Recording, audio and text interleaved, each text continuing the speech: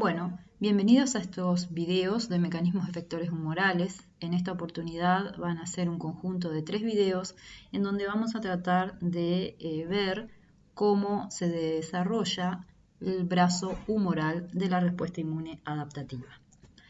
Yo les comentaba en los videos anteriores de presentación de antígenos que las células dendríticas eran las únicas capaces de activar un linfocito T naive, que una vez activado porque le presentaba un antígeno, este linfocito T específico de antígeno iba a salir a la periferia y se iba a encontrar ya sea con macrófagos o con linfocitos B que le presentan a su vez antígenos.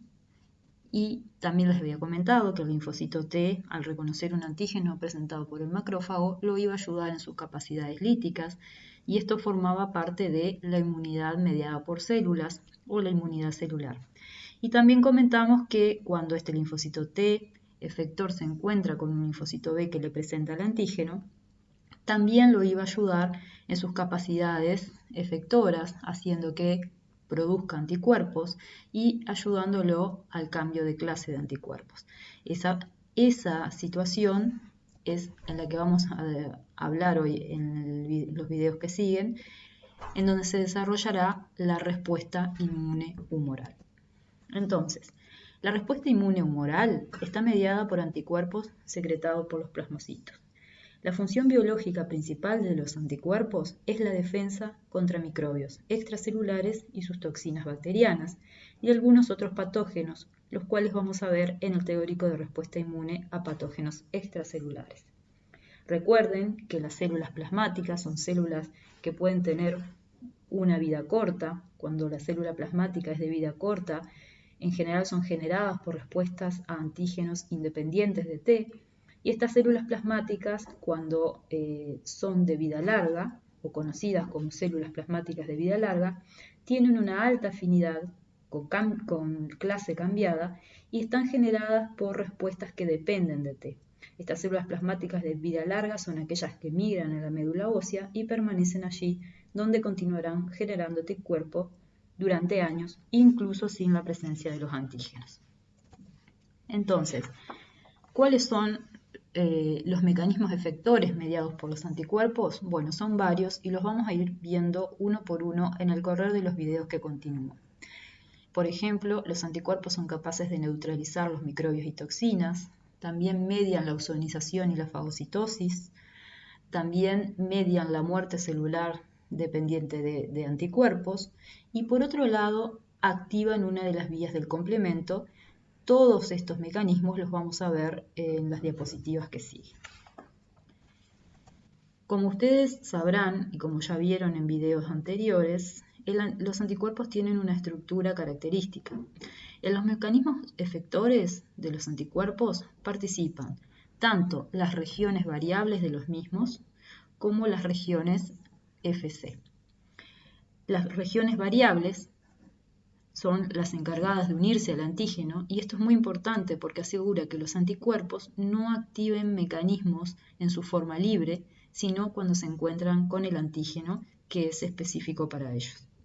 Pero también, como les decía, muchas de las funciones efectoras están mediadas por las regiones constantes de las cadenas pesadas, y los diferentes isotipos tienen diferentes funciones.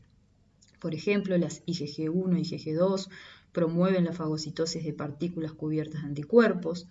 Los de tipo IgM activan el complemento, aunque también lo hacen IgG1, 2 y 3. Y la IgE particularmente activa mastocitos. Pero vamos a empezar entonces por comentar sobre la función efectora de neutralización de toxinas y microorganismos. Literalmente, la neutralización implica que haya una inhibición de la infectividad del microorganismo o del efecto biológico de las toxinas producidas por el mismo. Eso es muy importante porque van a ver que tanto se neutralizan toxinas como se neutralizan al microorganismo en sí. Característicamente, las inmunoglobulinas de tipo IgG y IgA de alta afinidad son las que mejores neutralizan las toxinas bacterianas. Entonces, si ustedes miran en estos esquemas, ven cómo las toxinas bacterianas se unen a receptores que tienen las células, son capaces de entrar a la célula y una vez que se libera, producen daño celular, incluso llevando a la muerte. Ustedes, por supuesto que ya deben haber escuchado o visto ejemplos de toxinas como por ejemplo la toxina del tétanos, que inhibe la transmisión neuromuscular, o la toxina difterica, que inhibe la síntesis proteica. Todos estos son funciones muy importantes para la célula que pueden llevarla a la muerte.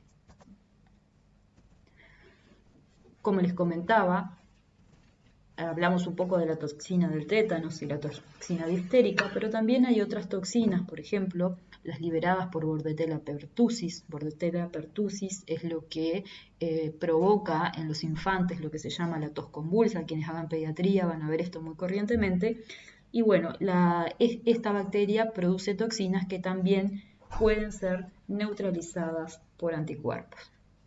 Pero no solo las bacterias y sus toxinas pueden ser neutralizadas por anticuerpos, sino que los virus también pueden ser neutralizados por anticuerpos. Aquí les traje un ejemplo. Por ejemplo, el virus de la influenza expresa la hemaglutinina en su cubierta para poder infectar las células del tracto respiratorio, uniéndose, como lo ven aquí en el esquema, a receptores de hemaglutinina. Entonces el virus se une al receptor, entra a la célula, libera su material genético y hace que la célula trabaje para él, como todo proceso de infección viral. Un anticuerpo que es neutralizante, aquí expresado en celeste, se une a esa estructura microbiana, se une a la hemaglutinina, por ejemplo, e interfiere en la capacidad del microbio de unirse a los receptores celulares. Y aquí hay un concepto muy importante.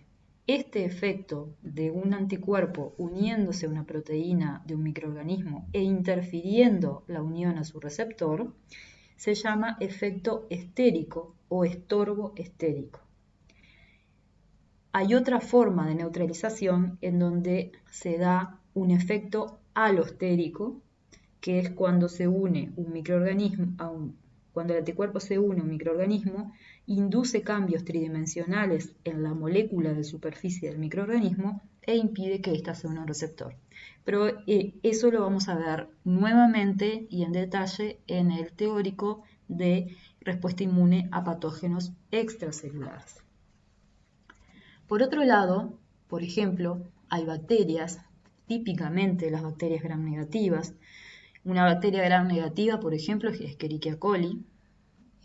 Esas bacterias lo que hacen es expresar estructuras que se llaman pilis. Esos pilis se unen a las células del hospedero también por medio de receptores que luego permite su internalización y la infección a las células. Bueno, los anticuerpos también pueden unirse a esas estructuras e impedir la adherencia de las bacterias a las células del huésped. Entonces, la neutralización para las toxinas y para los microorganismos, ya sean bacterias o virus, va a requerir de las regiones del anticuerpo que participan en la unión al antígeno. Esta neutralización podría ser mediada por anticuerpos de cualquier isotipo presentes en la circulación, como las IgG en su mayoría, o las IgA en las secreciones mucosas. Acuérdense que los anticuerpos más eficaces en la neutralización son los que tienen alta afinidad por sus antígenos y como yo les comentaba en la diapositiva anterior, la neutralización puede ser por una interferencia estérica o por un efecto alostérico. Y luego, como concepto importante, los microorganismos pueden evadir este mecanismo inmune mutando los antígenos de superficies que son blancos de anticuerpos neutralizantes. ¿Cómo se escapan los microorganismos a la respuesta inmune humoral? Va a ser sujeto de tema para los videos de respuesta inmune frente a patógenos extracelulares.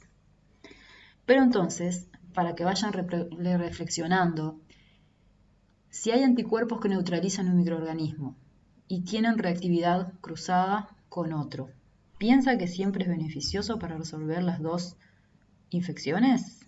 Bueno, eso lo van a poder ir viendo en el seminario de mecanismos efectores humorales, así que estaría bueno que todos participen y vean la presentación de sus compañeros. Por otro lado, les quería comentar que hay muchas vacunas que son profilácticas, que lo que hacen es actuar estimulando la producción del sistema inmune de anticuerpos neutralizadores de alta afinidad. Típicamente, ustedes obviamente conocen el esquema vigente de vacunación y saben que la polio, que es obligatoria, lo que es poliovirus inactivado, lo que produce es IgG, IgA neutralizantes. Por ejemplo, la vacuna contra la toxina tetánica y diftérica, que contiene un toxoide tetánico, lo que produce es IgG que neutralizan a estas toxinas. La vacuna de la hepatitis A o de la hepatitis B son formadas por proteínas recombinantes de la cubierta viral y produce IgG e IgA neutralizantes, y hay otras vacunas como las vacunas contra el neumococo, la influenza y la neisseria, meningitis, que también generan IgM e IgG. Estas vacunas son conjugados de bacterias, del polisacárido de las bacterias, que se unen a una proteína que los acarrea. Pero esto es una forma de utilizar al sistema inmune para generar defensa. Por otro lado, los mecanismos efectores mediados de los anticuerpos pueden ser, típicamente el Streptococcus pneumoniae hace esto. Lo que hace el Streptococcus es ponerse en forma de barrera aquí, ponen uno al lado del otro sobre el ribete en cepillo de las células epiteliales, y a esto se le llama biofilms, son biofilms de bacterias. Entonces, a veces los anticuerpos lo que hacen es impedir la constitución de biofilms para que disminuir la entrada de estas bacterias a las células epiteliales. Otra manera es, ¿se acuerdan que en las células epiteliales de los tractos respiratorios y digestivos hay, hay mucinas, hay una parte generada por moco donde hay proteínas, etc.? Bueno, los anticuerpos lo que hacen es hacer que, uniéndose a las bacterias, impidan que ellos puedan atravesar esta capa de mucina e infectar las células. Típicamente, por ejemplo, se da esto en la mucosa cervicovaginal con IgGs que neutralizan el virus del herpes. Y bueno, y como les decía, los mecanismos efectores humorales pueden ser variados a partir de un anticuerpo, y cada isotipo tiene una función diferente o participa en mecanismos efectores diferentes. Entonces, acuérdense que un linfocito B va a generar anticuerpos específicos contra un antígeno, y que el proceso de cambio de clase cambia el isotipo de una inmunoglobulina, o sea, le cambia que sea IgG, IgA o IgE, pero mantiene las regiones variables, mantiene el idiotipo, o sea, mantiene la especificidad. Como yo les comentaba, entonces, diferentes isotipos tienen diferentes funciones, y este cuadrito está bastante claro y vigente porque muestra cómo las IgG, sobre todo las IgG1 y las IgG3, son muy buenas en neutralizando y opsonizando. Para la opsonización, sobre todo la IgG1. La IgM tiene un pobre efecto porque los receptores para este IgM los expresan solo las células dendríticas, pero estas tienen un gran efecto de neutralización y sobre todo las IgG1 de opsonización. Como lo verán aquí, las IgE no tienen efectos de neutralización o opsonización, pero sí son capaces de sensibilizar mastocitos, y esto es un tema que vamos a ver en uno de los próximos videos. Y además noten que todas tienen cierta concentración en sangre y la IgE es apenas detectable en sangre. Esto es porque hay que regularla, porque esta inmunoglobulina puede desatar la sensibilización de los mastocitos y desatar daño celular. Entonces es muy regulada y por eso hay poco en sangre. Y luego quería comentarles cómo se distribuyen los diferentes isotipos de globulinas. Como verán aquí en colores, en el esquema está claro, las IgG y las IgM predominan en el plasma. Hay IgA monoméricas o IgG en su mayoría en lo que es toda la parte extracelular en el cuerpo. Y las IgA sobre todo predominan en las secreciones de los epitelios, incluyendo la leche materna. El feto también recibe IgG de la madre. Y en cuanto a la IgE, como verán, se reparte sobre todo en las superficies epiteliales. Entonces, para que vayan pensando, la IgE es una inmunoglobulina muy poco presente en plasma y muy regulada, como yo les comentaba. ¿Qué pasaría a nivel del sistema inmune si esto no fuera el caso?